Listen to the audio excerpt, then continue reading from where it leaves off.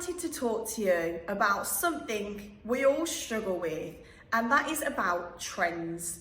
Now, I'm going to be controversial here and say trends aren't always your friends, okay?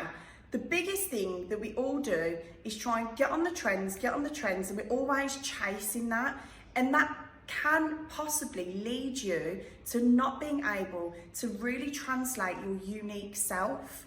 So instead of following the trends, which I don't think is a bad thing if you do it in your own way, really focus on what makes you happy.